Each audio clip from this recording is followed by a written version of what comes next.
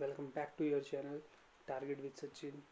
तो I hope आप लोगों की तैयारी काफ़ी ठीक से चल रही होगी। एंड जैसा कि फॉरेस्ट गार्ड के एडमिट कार्ड आज रिलीज हो चुके हैं, तो आप सभी ने अपने एडमिट कार्ड डाउनलोड कर लिए होंगे। और जिस किसी ने भी नहीं किए हैं तो डिस्क्रिप्शन में मैं लिंक दे दूँगा, आप लोग वहाँ से अपना एडमिट कार्ड डाउनलोड कर सकते हैं। और आई नो कि सभी लोग थोड़ा टेंस होंगे, क्योंकि जैसा अभी उत्तराखंड में चल रहा है उसे देख के मतलब बहुत कम लोगों का तैयारी करने का मन कर रहा है। बट फिर भी किसी ने एक बहुत अच्छी लाइन ली है, there is no elevator to success, you have to take the stairs. Means अगर हम किसी बड़ी बिल्डिंग में चढ़ने की कोशिश करते हैं ना, तो हम लोग ईजीएस्ट वे ढूंढते हैं, जैसे कि एलिवेटर हो गया कि उससे जल्दी से ऊपर पहुंच जाएं। बट अगर आप लोगों को जब सक्सेस रुलाती है ना, तो आपको स्टेयर्स से ही चढ़ना पड़ता है। और उत्तराखंड में तो आप मान के चाहिए कि एलिवेटर तो है ही नहीं। एलिवेटर सिर्फ उन लोगों के लिए है जो लोग घूस देते हैं और आगे बढ़ जाते हैं। तो अभी थोड़ा बहुत चल रहा है कि चलो सिस्टम क्लीन हो रहा है, तो देखते हैं। तो बस अपने दिमाग में एक चीज़ रखिए याद, कि आपको बस मेहनत करनी है, आपको स्टेयर्स चढ़ने हैं। बाकी भगवान ने आप लोग जो कुछ भी अच्छे से सोचा होगा ना, वो आपको मिल गया ही रहेगा। ज़रूरी नहीं है कि यही एक लाइफ है, कि उत्तराखंड एग्ज़ाम ही आप लोगों की एक लाइफ है। तो भगवान ने जो कुछ भी अच्छा सोचा होगा वो आपको मिल के रहेगा।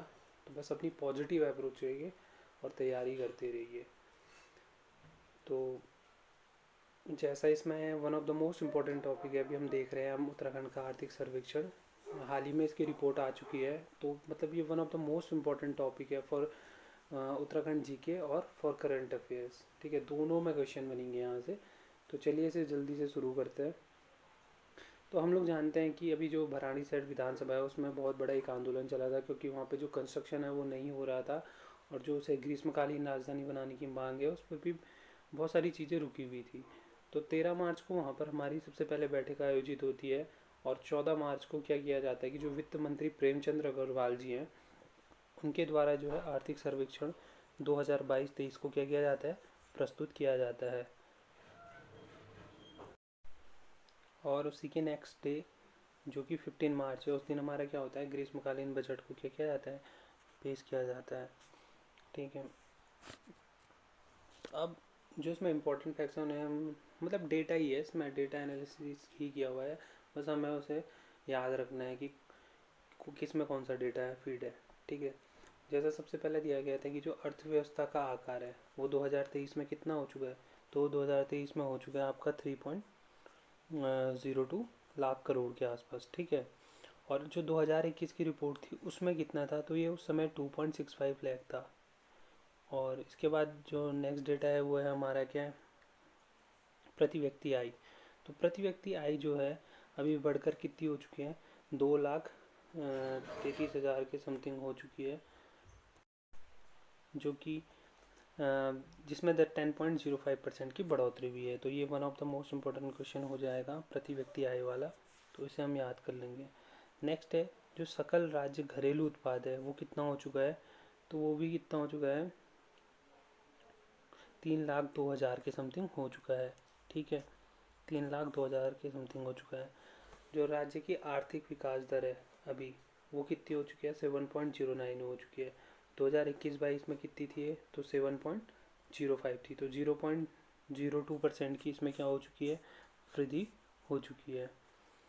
नेक्स्ट है हमारा जो बेरोज़गार है, ये तो सभी को याद रह ही जाएगा। खैर मेरे को तो लगता है डेटा कम है, फिर भी जो बेरोज़गार दर है वो 8.68 लाख के समथिंग है।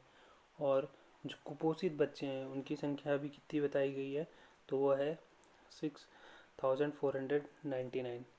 आंगनबाड़ी केंद्र हैं अभी 20,067 करंटली क्या है, आंगनबाड़ी केंद्र हैं, और अभी ये और भी खुलने वाले हैं इस फाइनेंशियल ईयर में। नेक्स्ट है एक one of the most important question है, हर जगह वो है, हर किसी से गलत होता है क्वेश्चन। ठीक है, जो है उत्तराखंड की अर्थव्यवस्था के बारे में। तो उत्तराखंड की अर्थव्यवस्था का जो योगदान है वो किस प्रकार से बटा हुआ है हम देख लेते हैं।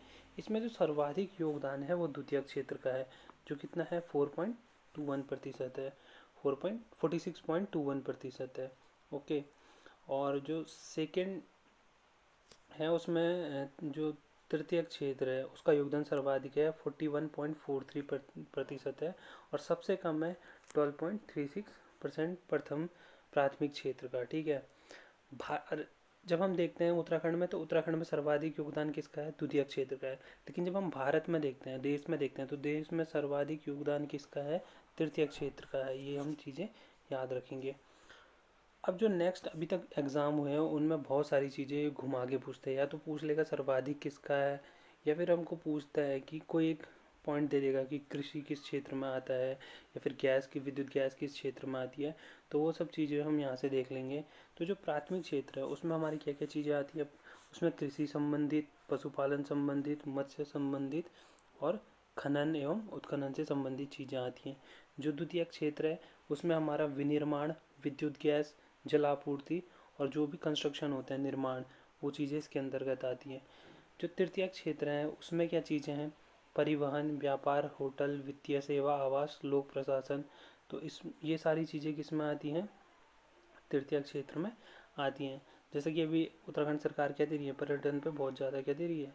जोर दे रही है, हम सभी ने देखा है। और इसके बाद जो है किन किन क्षेत्रों को स्वीकृति मिल गई है।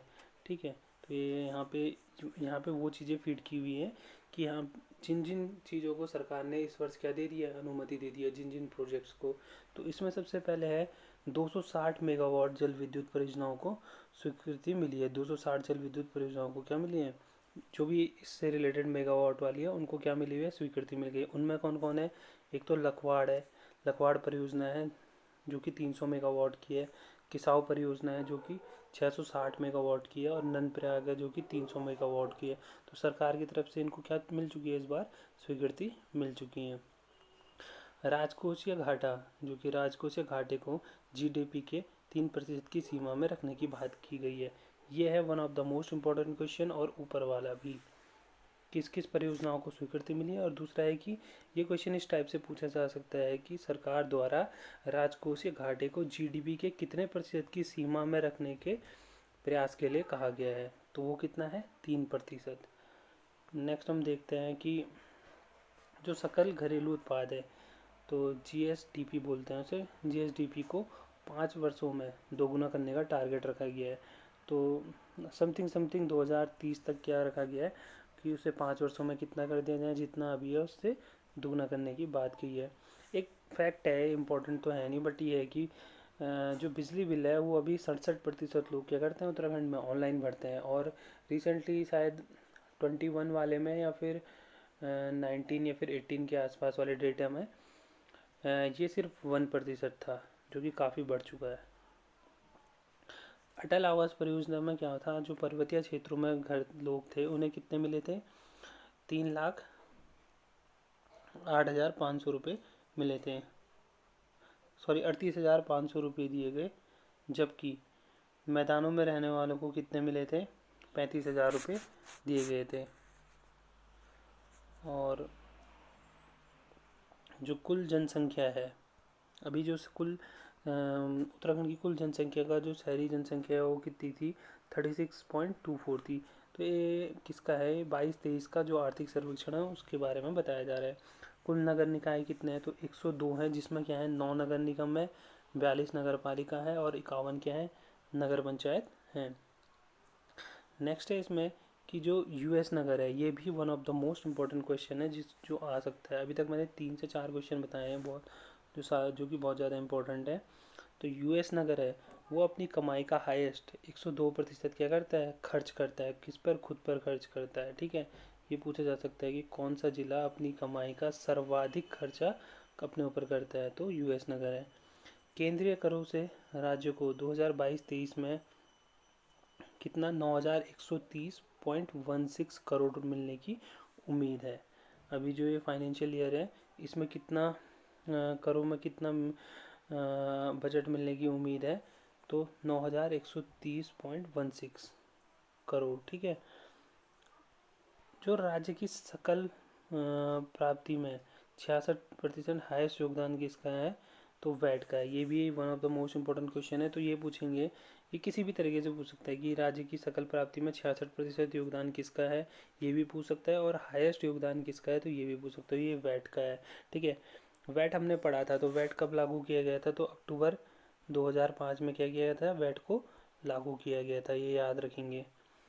नेक्स्ट है, राज्य में मसालों में फर्स्ट पायदान पे है अदरक, सेकंड पे है हल्दी और थर्ड पे कौन है, लहसुन। ये उत्पादक में है। तो राज्य में मसालों में सर्वाधिक क्या है, फर्स्ट नंबर पे अदरक है, सेकंड पे हल्दी है और तीसरे पे लहसुन है, ठीक है।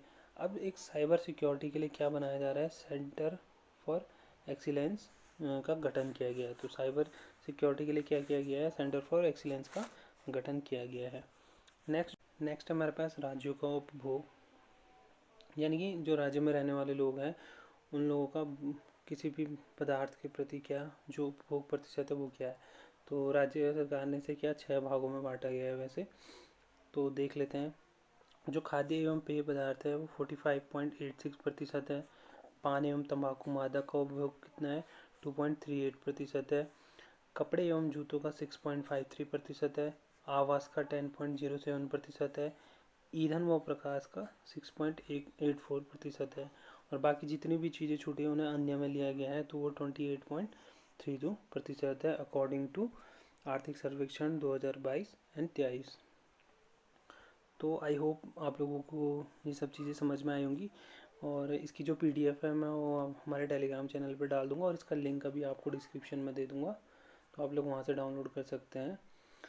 तो ये बहुत ही इम्पोर्टेंट फैक्ट्स हैं और ऑफ कोर्स याद होने चाहिए सारे। तो मिलते हैं नेक्स्ट वीडियो में। तब तक के लिए अपनी तैयारी करते रहिए और बी पॉजिटिव यार, जो होगा देखा जाएगा, क्या कर सकते हैं, बाकी हमारे हाथ में तो कुछ है नहीं ना। हम बस मेहनत कर सकते हैं, एग्ज़ाम दे सकते हैं। तो प्लीज़ एग्ज़ाम दीजिए, बाकी और भी चीज़ करिए। अगर आप लोगों का अदर फील्ड्स में कोई पैशन है या फिर है उसमें भी ट्राई कीजिए, कोई दिक्कत नहीं है। आज के टाइम पे एक बैक एंड प्लान होना बहुत ज़रूरी है। तो तब तक के लिए अपने ध्यान रखिए, टेक केयर। मिलते हैं नेक्स्ट वीडियो में।